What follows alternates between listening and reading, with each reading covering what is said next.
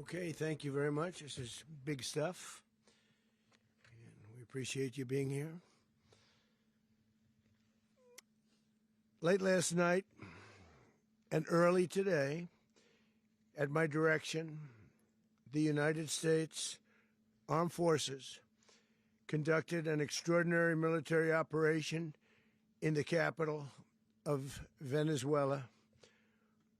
Overwhelming American military power, air, land, and sea, was used to launch a spectacular assault. And it was an assault like people have not seen since World War II. It was a force against a heavily fortified military fortress in the heart of Caracas to bring outlaw dictator Nicolas Maduro to justice. This was one of the most stunning, effective, and powerful displays of American military might and competence in American history. And if you think about it, we've done some other good ones, like the attack on Soleimani, the attack on al-Baghdadi, and the obliteration and decimation of the Iran nuclear sites just recently in an operation known as Midnight Hammer, all perfectly executed and done.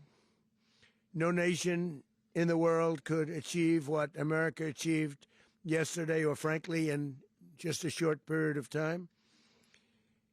All Venezuelan military capacities were rendered powerless as the men and women of our military, working with U.S. law enforcement, successfully captured Maduro in the dead of night.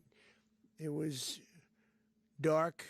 The lights of Caracas were largely turned off due to a certain expertise that we have. It was dark, and it was deadly. But captured along with his wife, Celia Flores, both of whom now face American justice.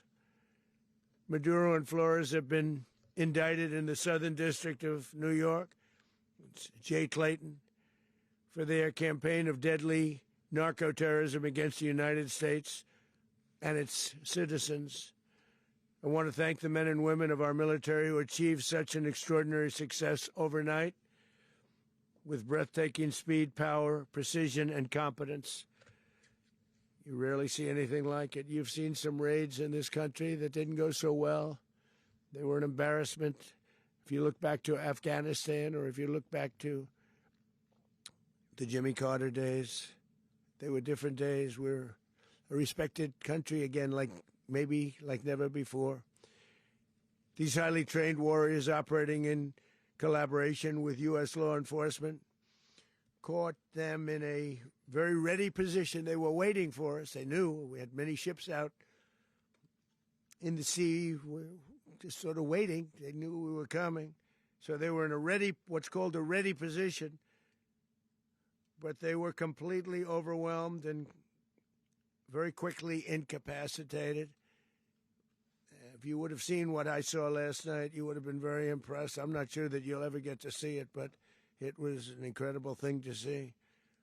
Not a single American service member was killed, and not a single piece of American equipment was lost. We had many helicopters, many planes, many people involved in that fight. But think of that, not one piece of military equipment was lost, not one service member was, more importantly, killed. The United States military is the strongest and most fearsome military on the planet by far, with capabilities and skills our enemies can scarcely begin to imagine. We have the best equipment anywhere in the world. There's no equipment like what we have, and you see that even if you just look at the boats. You know, we've knocked out 97% of the drugs coming in by sea. 90%. Each boat kills on average, 25,000 people. We knocked out 97%. and those drugs mostly come from a place called Venezuela. We're going to run the country until such time as we can do a safe, proper, and judicious transition. So we don't want to be involved with having somebody else get in, and we have the same situation that we had for the last long period of years. So we are going to run the country until such time as we can do a safe, proper, and judicious transition. And it has to be judicious because that's what we're all about. We want peace, liberty, and justice for the great people of Venezuela, and that includes many from Venezuela that are now living in the United States and want to go back to their country. It's their homeland. We can't take a chance that somebody else takes over Venezuela that doesn't have the good of the Venezuelan people in mind. We've had decades of that. We're not going to let that happen. We're there now, and what people don't understand, but they understand as I say this, we're there now, but we're going to stay until such time as the proper transition can take place. So we're going to stay until such time as we're going to run it, essentially, until such time as a proper transition can take place. As everyone knows, the oil business in Venezuela has been a bust, a total bust, for a long period of time. They were pumping almost nothing by comparison to what they could have been pumping and what could have taken place. We're going to have our very large United States oil companies, the biggest anywhere in the world, go in, spend billions of dollars, fix the badly broken infrastructure, the oil infrastructure, and start making money for the country. And we are ready to stage a second and much larger attack if we need to do so. So we were prepared to do a second wave if we needed to do so. We actually assumed that a second wave would be necessary, but now it's probably not. The first wave, if you'd like to call it that, the first attack was so successful, we probably don't have to do a second, but we're prepared to do a second wave, a much bigger wave, actually.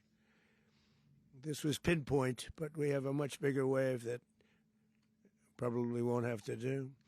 This partnership of Venezuela with the United States of America, a country that everybody wants to be involved with because of what we were able to do and accomplish, will make the people of Venezuela rich, independent, and safe. And it will also make the many, many people from Venezuela that are living in the United States extremely happy. They suffered. They suffered. So much was taken from them. They're not going to suffer anymore. The illegitimate dictator Maduro was the kingpin of a vast criminal network responsible for trafficking colossal amounts of deadly and illicit drugs into the United States. As alleged in the indictment, he personally oversaw the vicious cartel known as Cartel de las Solas, which flooded our nation with lethal poison, responsible for the deaths of countless Americans, the many, many Americans. Hundreds of thousands over the years of Americans died because of him. Maduro and his wife will soon face the full might of American justice and stand trial on American soil. Right now, they're on a ship they'll be heading to, ultimately, New York. And then a decision will be made, I assume, between New York and Miami or Florida. But we have people where the overwhelming evidence of their crimes will be presented in a court of law. And I've seen it. I've seen what we have. It's both horrible and breathtaking that something like this could have been allowed to take place. For many years after his term as president of Venezuela expired, Maduro remained in power and waged a ceaseless campaign of violence, terror, and subversion against the United States of America, threatening not only our people, but the stability of the entire region. and you all saw it. In addition to trafficking gigantic amounts of illegal drugs that inflicted untold suffering and human destruction all over the country, all over, in particular, the United States. Maduro sent savage and murderous gangs, including the bloodthirsty prison gang Tren de Aragua, to terrorize American communities nationwide, and he did indeed. They were in Colorado. They took over apartment complexes. They cut the fingers off people if they called police. They were brutal, but they're not so brutal now. And I just have to congratulate our military, Pete, and everybody.